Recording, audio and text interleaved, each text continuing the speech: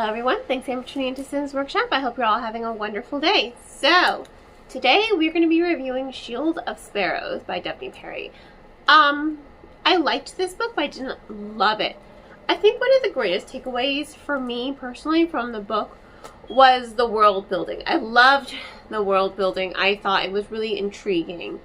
And I liked the monster aspect. So every generation or so there was a migration. It's called the crux, and the monsters created by the gods' children, because they were, you know, envious of the humans that the gods created. They're like, we're gonna put you guys in your place and remind you that we're the big dogs around here, kind of thing.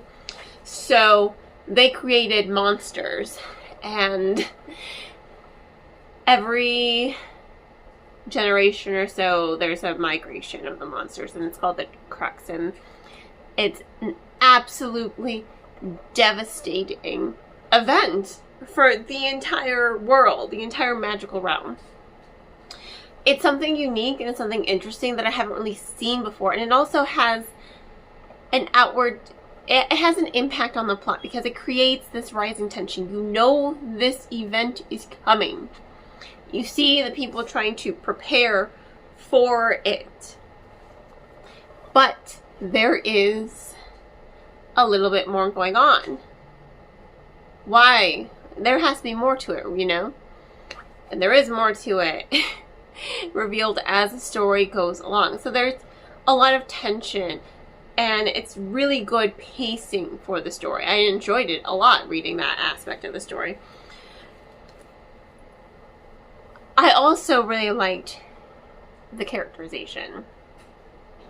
But before I talk about that a little bit more, on the monsters and why it adds so much to the plot. Some of the monsters are infected.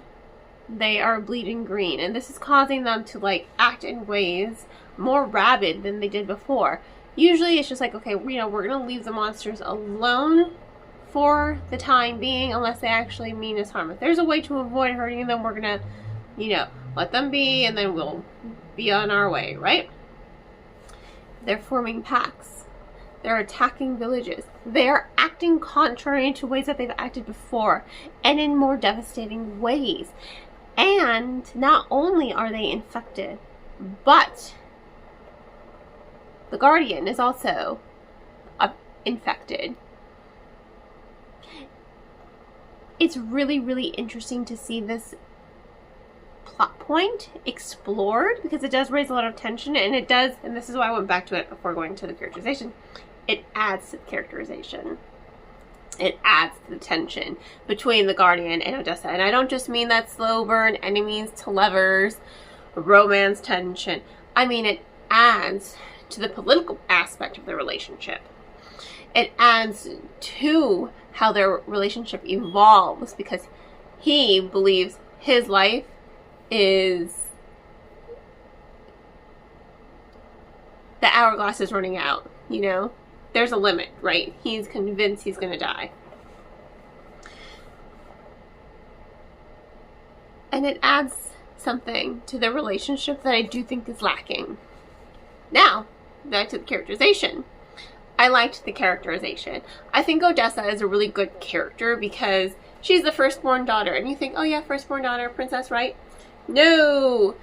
She's kind of treated like the icky stepsister. And I think it's really interesting, just her family dynamic.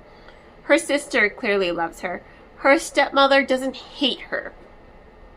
But none of them believe in her.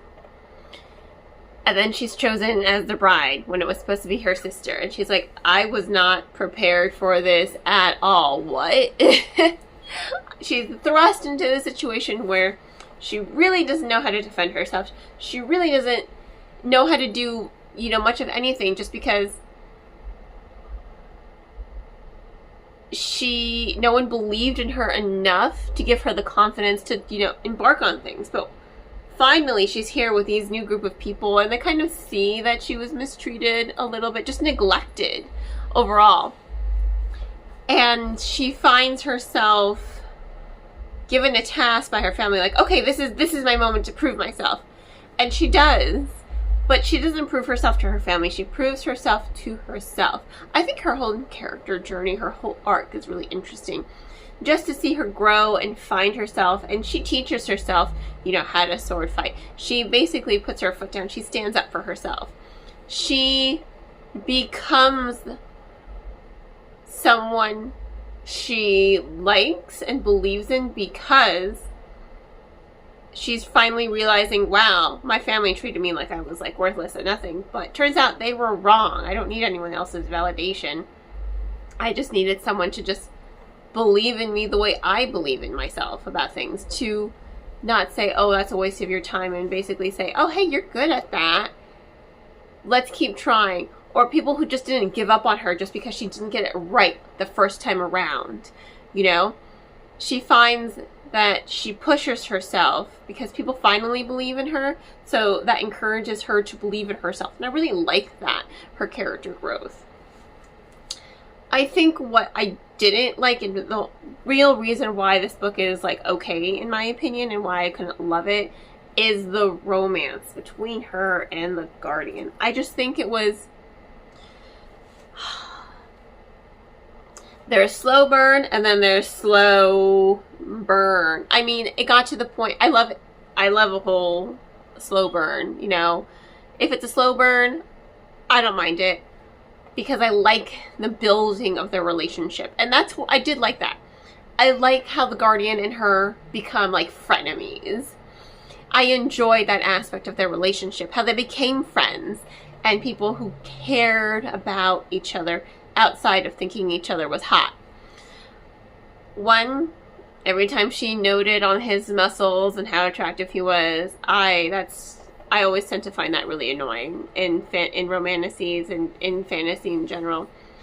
I just think it's like, okay, I get it. You've already checked out his muscles several times before. I don't really need this added detail to be repeated. It's one of my personal pet peeves because it borders on cliche, because a lot of fantasy and romantasy and romance thing, you know, authors tend to do that repetition of checking out someone's muscles. It just gets annoying for me. I'm just like, oh my god, get on with it. I get it. You like this guy. I don't need that repetition. So it bordered on cliche.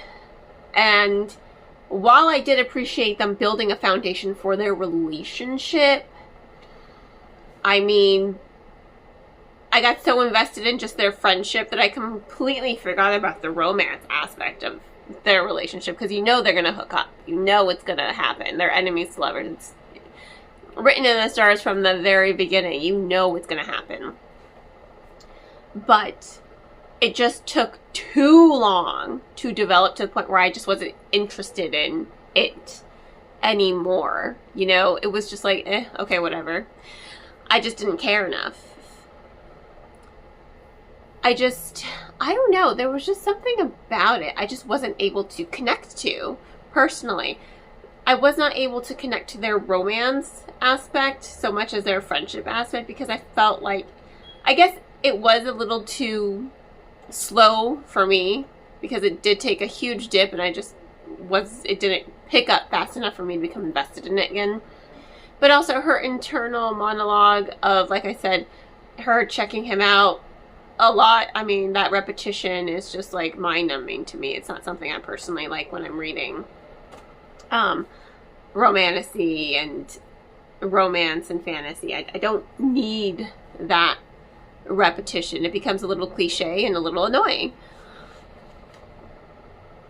So I think those were the two reasons why I just wasn't able to connect to their whole relationship as a whole. And that's probably my biggest hindrance with the story, because I love the characterization. I love their dynamic. I think they have a really good dynamic. Not just them, but also the side characters as well. I think the dynamics are done really, really well. I think the world building is done really, really well. I enjoyed the novel. I just was... like, it was good. I would recommend it. I think I just wanted more from it. That cliffhanger, though, that was a plot twist I didn't see coming. And I'm just like, okay, here we go. So I can't wait to read what's going to happen in book 2. So, yeah. Really, it's a good book. I just had personal pet peeves that just kept me from enjoying the book fully. and giving it 5 stars, so it gets a solid full star. 4 stars. Words, they matter, right? Solid 4 stars. So, in any case, thank you all for tuning in. Please don't forget to like, subscribe, and share with all your book loving friends. I hope you all have a wonderful rest of your day, and as always, happy reading.